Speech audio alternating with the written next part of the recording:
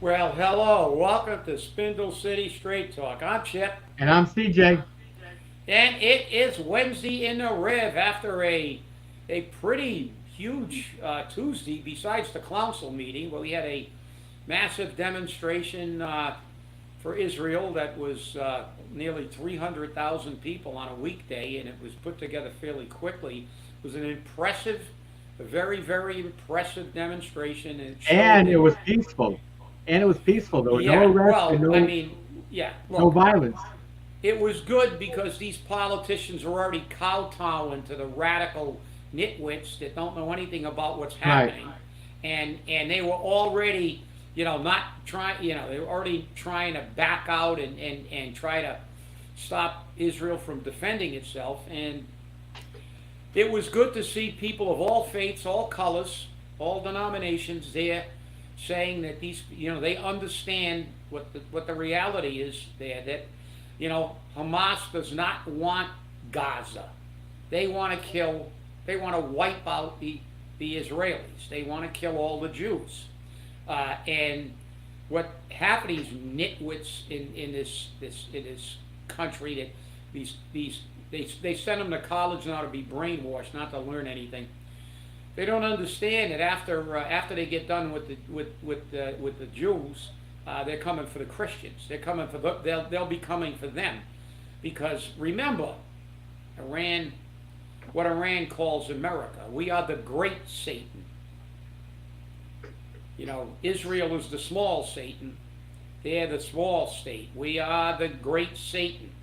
And they have said more than once, death to Americans. I guess, they've already forgotten 9/11 and who perpetrated that. These people want to kill everybody that's not, that doesn't have their, even within their own religion, they murder and kill people who are Muslims. So, it's not Islamophobia when you say that these people are, they are dangerous, they are savages, they want to just kill everybody. It's not about two states, because they don't want two states. They just don't want any Jews or any Christians. They just want uh, their religious sect, and they want to live in the Middle Ages. So it was really nice to see people, like I said, all faiths, and an extremely peaceful demonstration. They don't want war. It was forced upon them, and now they have to do what they have to do, because if they don't wipe out Hamas, there will be lobbing rockets the day after. The day after they sign a truce, they'll be lobbing rockets back into Israel, and on any given day, they could have the same kind of atrocities that happen. So, but it was good to see uh, Americans show up with the flag of Israel and the flag of the United States, and it was good to see some of these weak-kneed politicians finally get up on stage and say they understand what's going on there. And unless you know the culture, I know it's difficult to understand, but these brainwashed ninnies that we have here, it was, it's a slap in the face of America that they are so historically ignorant of what's happening. Gaza has been independent since 2005. Israel turned Gaza over to uh, the Palestinians in 2005, and Hamas took over the government in 2007. So it has been a terrorist state since 27. They were not occupying Gaza. They haven't been in Gaza since 2005. Uh, so I thought that was good, and of course we also had a great day. You can comment on this, CJ. Great day up in Washington. It was like rock'em sock'em robots up there. We had elbows flying in the halls of uh, Congress. We had people being called Smurfs, and then we had almost a fight between the Teamsters Union president and a senator. So it was almost like the House of Commons. I actually enjoyed watching it. It's about time to see somebody up there not concentrate on getting themselves rich and screwing us, and actually growing a set. So back to you with that And one, we sir. didn't have to pay for it. Normally, you pay for a show that good. Yeah, yeah, yeah, yeah. And I'll tell you, it wouldn't have went well for that Teamsters guy. I'm sure. I know exactly who the gentleman was, the senator was. So it would have been very interesting. And I would have loved to have seen it. I really would have loved to have seen it. It would They'll have been a say, great "Ooh, show. decorum, decorum." But Yeah, Bernie Sanders, you're a U.S. senator. yeah, but you see, I saw him interviewed later in the evening. That senator, he said, "Listen," he said, "I'm from Oklahoma." He said, and even the moderator said, "Your popularity will probably go up in Oklahoma." He said, the reality is he called me out Yeah, like a keyboard warrior. Oh, that sound! I know that sound. We see so many of them. Like the keyboard warrior called me out on Facebook. So I said, "Well, we're in the same room now. You want to get it on?" And of course, he said yes because he knew that somebody would break up the fight before the guy murdered him. So, and he just said, "Listen, where I'm from, somebody calls you out, you call them out, and you stand up for yourself." and that's And exactly what he did. He stood up. Yeah, yeah, and so it was pretty good. But then the elbow with the elbow thing was a fiasco. He threw an elbow, he didn't throw an elbow, and Yeah, but they were a little out of control up there. I know there must have been something in the air. It was turning into Fall River. exactly. And what was very interesting was, I just said about the elbow and everything. Um, you had a former Speaker of the House who was removed after a couple of weeks, being accused of giving a guy a kidney punch, and the former Speaker turned around and said, "If I punched him in the kidneys, he'd be on the ground." Like they're all bragging about what they could or could not have done. And you know what? Talk is cheap, even in Washington. So shut up and produce. That's my thing. Shut up and produce. But what was interesting was, even after all of that going on, the House was able to come up with a budget, a temporary budget, a short-term funding budget, bipartisanly, because the Republicans did not want that budget because they had no budget cuts in it. And so the Speaker of the House reached out to the Democrats, like the previous Speaker did, and fewer Republicans voted for this stopgap budget than did in the previous Speaker's time. So it just gets to be very interesting to see how these people want to work this shit out. Yeah, and it's always at the detriment of us, and it reminds me of, the people's voices are always squelched, even though they're supposed to be representatives of the people. When they get up there, they forget about the people. They tax us to death. And I saw one former congressperson say that, they want basically two classes, rich and poor, and the people never get to speak. They squelch the people, even though they're supposed to have a constitutional duty. It's just like here.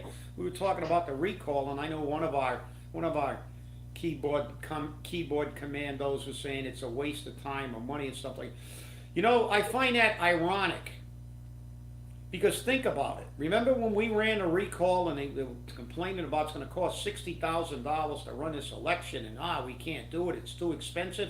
Yet they'll turn around and spend $100,000 on a tourism study, right? But they're not going to spend $60,000 to let the people who are supposed to run this government exercise their right. Because guess what? Ours was the only successful recall, I think, the first one in the state's history. These things don't always even get to the ballot. They don't have to spend any money. But you got to allow the people a mechanism to speak. And I don't care if there's 2-year terms. Because if I had my way, they'd have 6-month terms. Because did you notice something in an election year? The mayor, our incumbent and re-elected mayor who promised tax breaks in his first 2 terms and never delivered, all of a sudden infused ARPA money in there to reduce your tax rate so you wouldn't know how bad he was hammering you. This is what they do. during a pre-election year. They pave the streets. They pay attention to the voters. That's why I've never been in favor of 4-year terms. I don't even like 2-year terms. It should be 1 year, 6 months. Elect them every 3 months. I don't care, because when they're worried about their job, that's the only damn time they ever pay attention. I think that's why the Bank Street Armory got saved, was because they were afraid that they were going to lose the vote on election day. They saved the Bank Street Armory just before the election by tabling the issue. They didn't say, no, we're not going to sell it. They tabled the issue. And I made it clear after the election to City Councilor Raposo that it wouldn't surprise me, and I said the same thing to City Councilor Dion, it would not surprise me if shortly after this election, you're going to see that building come back before the City Council to be sold. Okay? So obviously Matt Comer's threat was useless because he's never held it up. He's never held it up, and he should have. He should have. But again, he's got money vested in the interest. And that's why he hasn't backed down from wanting that building. But the mayor hasn't given up on getting that building for him because, God forbid, the mayor not get his friend something he wants. Yeah, well, you know that we know that they've been coveting that strip of land for decades. They've had all these plans to turn this into a jewel, a beehive of activity, as Mr. Fiola, who in 40 years hasn't improved anything, has had a whole bunch of promises about the carousel will bring in, will save the city, calling it a gateway city will save the city, calling giving us some kind of new logo will save the city, and all these harebrained, the Battleship Cove will save the city, the HMS Bounty will save the city, everything will save, but nothing. It's deteriorated before our eyes because it is what it is. But now this is it, and now they're coveting, and we know that. We know they've been trying to get a hold of that, and it's the same people, but it's not open. This is not, that land is really not going to see competitive bids. We know who's going to take over all that land down there. There is an allegation that a very, very well-known developer in his community is trying to buy up all the houses down in that area. They're making offers on all the homes. So, listen, we know what their plan is, and that's fine. It's not fine for them to not, like, there is a pending lawsuit about the granting of the construction contract at Durfee and Diamond. There is a pending lawsuit with allegations of money being filtered back to people. We'll see how those things turn out. But listen, everybody can, they're going to do what they're going to do because they got the money, they got the power. But it's failed before, and this will fail again. I don't, supposedly the businesses that are going to be displaced from around Almax are going to be relocated. Well, who knows if they'll be relocated. We've heard promises before. But I know one thing, that beehive of activity, nah, it's not going to happen. And if it does, it's going to be short-lived. I told someone the other day that you got to know what you are. Fall River is a blue-collar town. We are not going to gentrify. We're not going to we're not going to turn this into a Newton. We never will turn this into a Newton or a Wellesley or a Brookline. I don't care what these pinheads tell you. They're not going to come down here to a place where they're at 336th in education. We got crime, we got all kinds of stuff when they live in these safe communities. And not only that, certain communities create certain demographics. I always tell that story about Monty Ferris, the man who developed the Venus de Milo, was a great man, and a man who really, really never forgot where he came from. He gave millions of dollars to St. Jude Hospital. He also gave money to his friends, and because he never forgot where he came from. But there was a caricature of him in his office, and it was him with money and a cigar. He always had a cigar, and it said, "If you were born a penny, you'll never be a silver dollar." Well, in case you don't know the meaning of that, it means if you were born a penny, you can try to pretend you're a silver dollar, but they'll know you're just some poor guy that got lucky and got rich. They don't look, the elitists, the blue bloods don't look at you the same way. Well, listen, in the military, I had the opportunity to see a lot of this world. I got to see a lot of countries, and I've seen most of this country. I've gone to virtually just about every state. I don't think I've been in North Dakota, but I've been in just about every state in the continental United States, and been to Hawaii. And I can tell you something. Every state I went to, they had Newtons, they had Welsleys, they had Brooklines, and they had Fall Rivers, they had New Bedfords, they had Lawrences, and they had Lowells. Because there are certain cities that are always going to be blue collar. You look at Indiana, you got Gary, Indiana. What is Gary, Indiana? They had the steel mills. And they're all in tough shape now. All these cities are tough. But you can't change it. You can't change these cities into Newtons. Newton is Newton because it's within a very close proximity to Boston. And there's virtually nothing in Newton except retail, which they have 10,000 more retail stores than we do because those people make a lot of money. But all that is a bedroom community. Brookline. They're all clustered around the capital city and Cambridge, where the majority of everything is done. You think somebody that can live in any of those areas is not going to stop somewhere between Boston and Fall River and New Bedford, but they're going to come down here and live here permanently? Oh, I can see somebody renting an apartment in the Flint after they go out one night in the Flint and walk up Pleasant Street. They're going to be looking for the next ticket out. This is not their kind of city. I'm sorry. This is a city that's the penny, not the silver dollar. But you can have a very shiny penny. You can have a really nice penny. And we did have a nice city once when everybody was working. There weren't a lot of rich people in Fall River when I grew up. But we had a store. Every single storefront on Pleasant Street was full. Every single storefront on South Main was full. This city downtown was bustling. We had a lot of people. And it's always been a lower economic city. It started with the mills.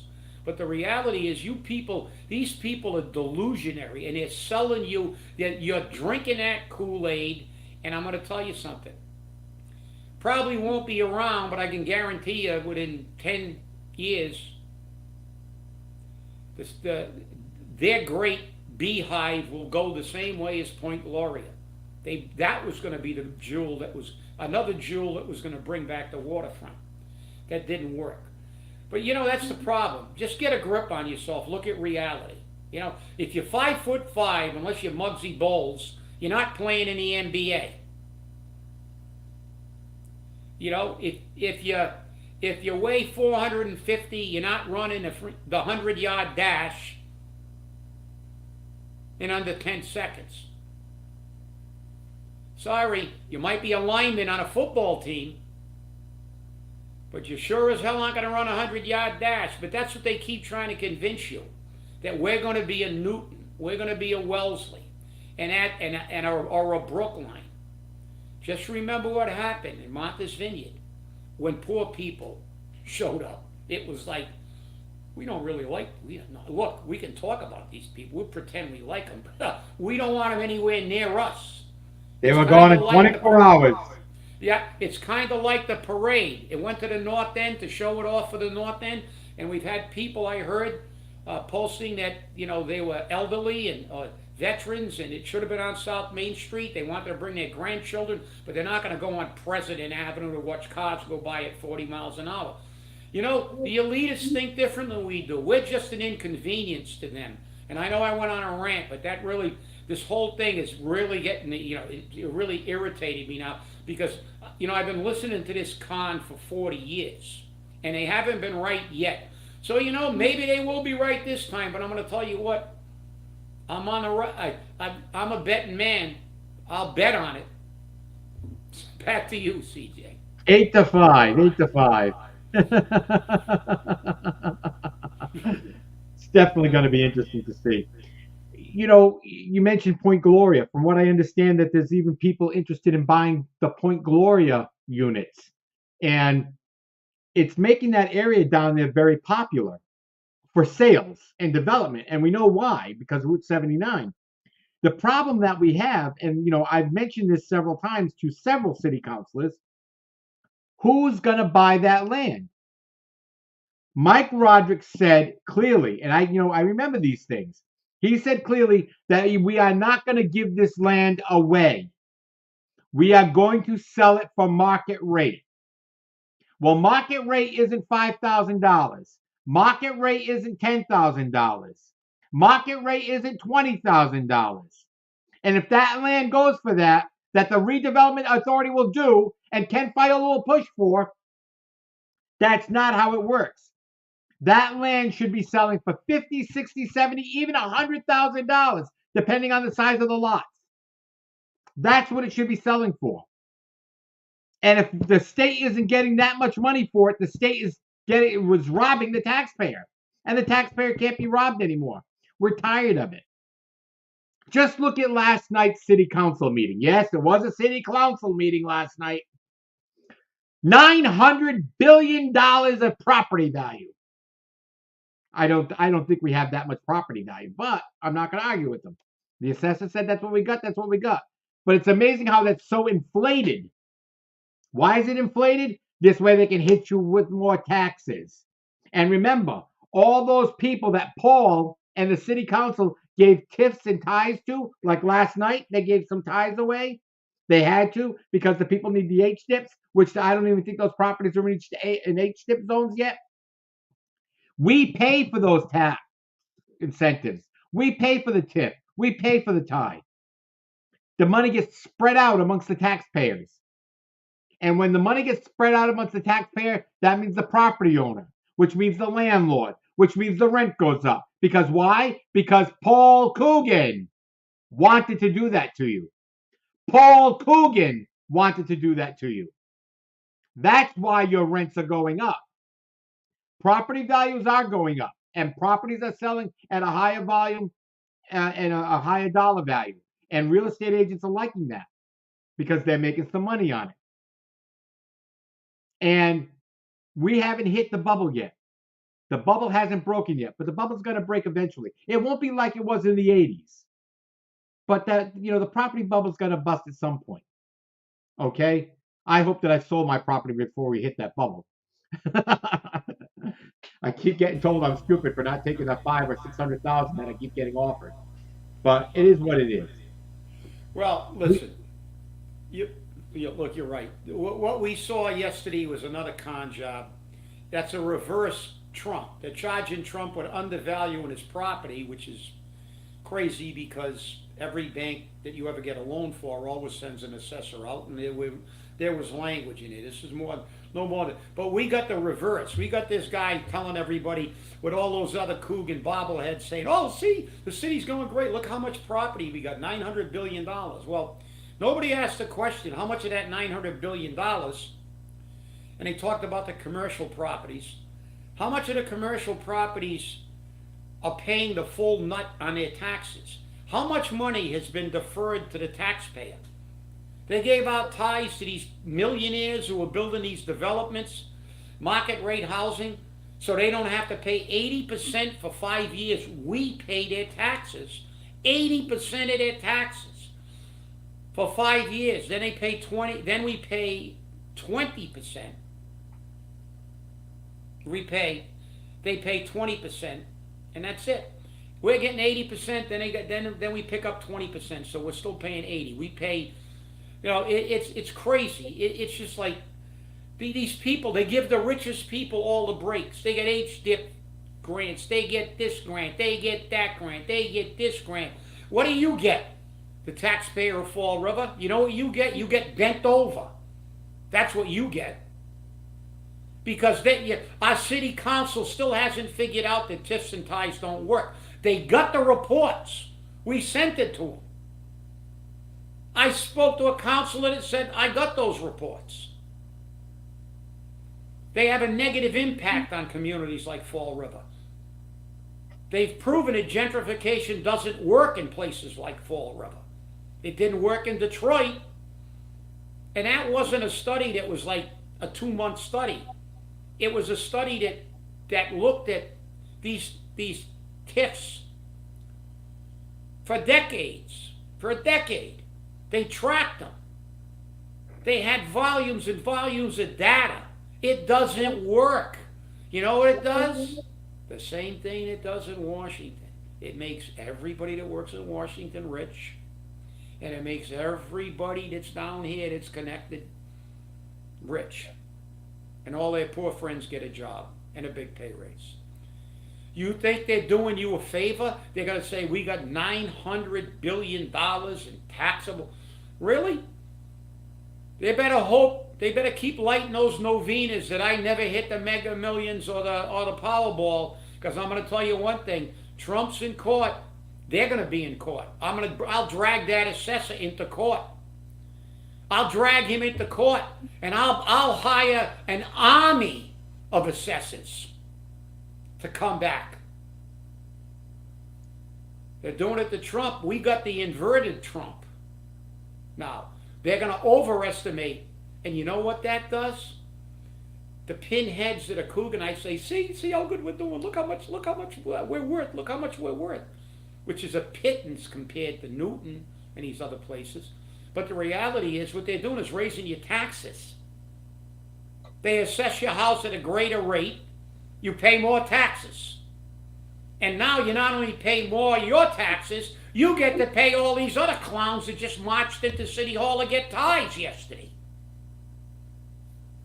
But, you voted them in. And when you lose your house, you can leave your tent, go to the polls, and vote them out. Which will be too little too late. Exactly. I noticed that our friend Dan Robillard made a comment about Tony Cadiro's property getting a tax break at 66 Troy Street. Yes. But Danny, I think there's something more important that Chip and I would love to send to you. Right now, happy birthday, Danny. We know it's your birthday today. I already said it on Facebook for you.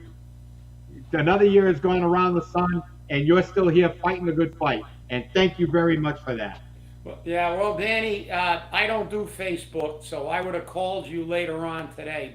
So I'll say it on the air. Happy birthday, Dan. Your work on the original Charter Commission, being the only real representative of the people of Fall River, people will not forget that. You filed a minority opinion. You were the only elected Charter Commissioner that wasn't in the tank. That was not in the tank. That called that charter out from the get-go. And people should remember that. You are one of the people who fight the good fight. And that's for happy sure. birthday, my man. That's for sure. And Danny just asked how many new businesses in the last 4 years came to Fall River. I'd like to know that too. It'd be interesting to find out. But with that, I want to say thank you all for watching. And remember, stay safe, stay angry, and hold your politicians accountable. We'll see you on Friday.